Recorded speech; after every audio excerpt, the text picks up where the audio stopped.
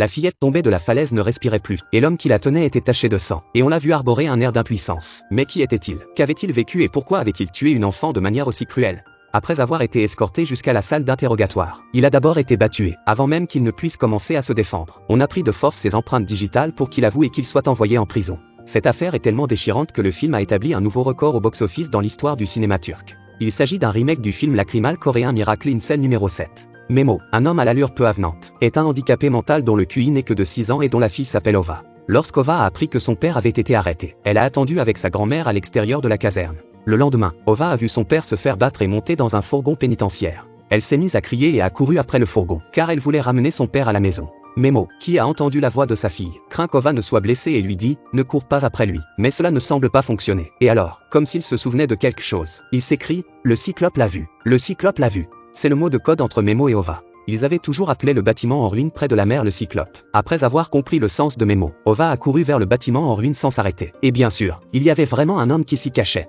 Cet homme est un déserteur de l'armée qui s'est caché ici. Il a tout vu quand la fille est tombée et il a promis à Ova de témoigner pour son père. Mais quand Ova est revenue avec sa grand-mère, le soldat avait disparu. Memo est maintenant dans la cellule numéro 7. Lorsqu'un compagnon de cellule barbu apprend qu'il est en prison pour avoir tué une petite fille, il entraîne avec colère tous ses compagnons de cellule à le frapper à nouveau. Memo a failli être tué. Lorsque le commandant l'a appris, il a ordonné à tous les hommes de ne plus lever la main sur Memo. Pensez-vous que c'est à cause de la pitié du commandant? Non, en plus d'être le commandant, il est aussi le père de la fille qui est tombée mortellement de la falaise. Et il veut que Memo vive une vie pire que la mort. Est-il vraiment un meurtrier avec un QI de seulement 6 ans? Mais il n'ose même pas blesser une menthe religieuse, et caresse gentiment les pigeons de la prison quand il les voit. Même s'il a failli être tué, il est retourné dans sa cellule après s'être rétabli, et c'est toujours bien entendu avec tout le monde. Il emprunte du papier et un stylo à son compagnon de cellule pour écrire une lettre à Ova. Mais la lettre est déchirée en lambeaux par le geôlier, et il ne peut que crier le nom de sa fille avec tristesse. Memo a été reconnu coupable de meurtre et condamné à mort sur le champ, mais son certificat psychiatrique indiquait clairement qu'il était normal. Lorsque grand-mère et Ova sont venues rendre visite à Memo, elles ont été refoulées.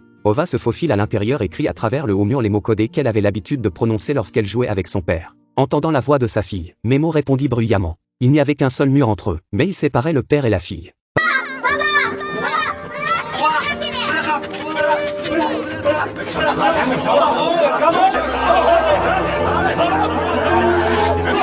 Et après un long moment passé ensemble, les codétenus ont compris le vrai Memo, pensant qu'avec un QI de seulement 6 ans, il n'était pas possible qu'il puisse tuer quelqu'un. Et après un long moment passé ensemble, les codétenus ont compris le vrai Memo, pensant qu'avec un QI de seulement 6 ans, il n'était pas possible qu'il puisse tuer quelqu'un. Une nuit, l'un des détenus a tenté de poignarder à mort le détenu barbu alors qu'il se levait pour aller aux toilettes. Ce codétenu venait d'être vu par Memo. Memo a pris le couteau pour le moustachu afin qu'il ne soit pas blessé. Le moustachu était convaincu de l'innocence de Memo et devait trouver un moyen d'organiser une rencontre entre le père et la fille qui se manquaient l'un à l'autre. Le lendemain, la femme du barbu amena Ova à la prison et la cacha discrètement sous la table à manger du geôlier, de sorte qu'Ova entra sans problème dans la cellule 7.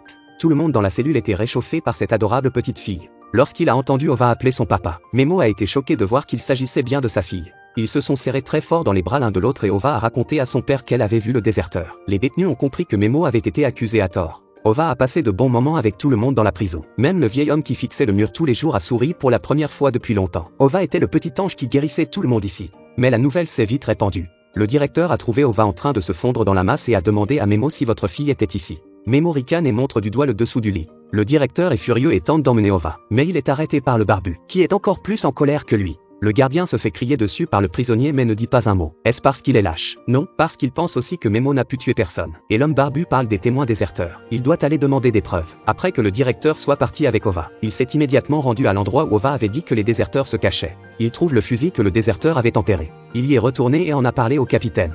Peu après, le déserteur a été capturé et a dit la vérité sur la mort de la jeune fille.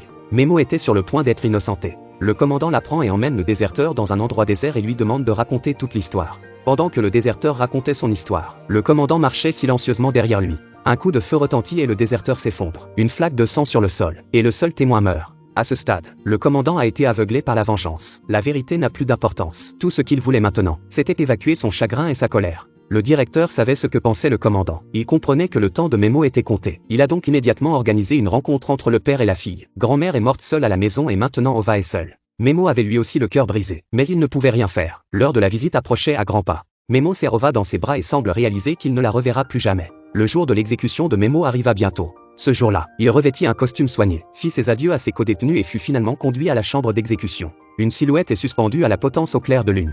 Le lendemain, le directeur et le capitaine rendent visite à Ova et lui disent qu'ils ont un cadeau pour elle. Mais il s'agit de son père. Il s'est avéré que Memo n'était pas mort. 2 jours avant l'exécution, le vieil homme qui fixait toujours le mur a proposé de prendre la place de Memo. Il a dit qu'Ova l'avait fait rêver de sa fille pour la première fois et que c'était Ova qui l'avait racheté. Le directeur et le capitaine acceptent après de longues délibérations. Memo survécut. À la fin de l'histoire, Ova et son père changent d'identité et vont vivre dans un autre pays. Le film turc est chaleureux, mais il ne donne pas la vérité aux victimes.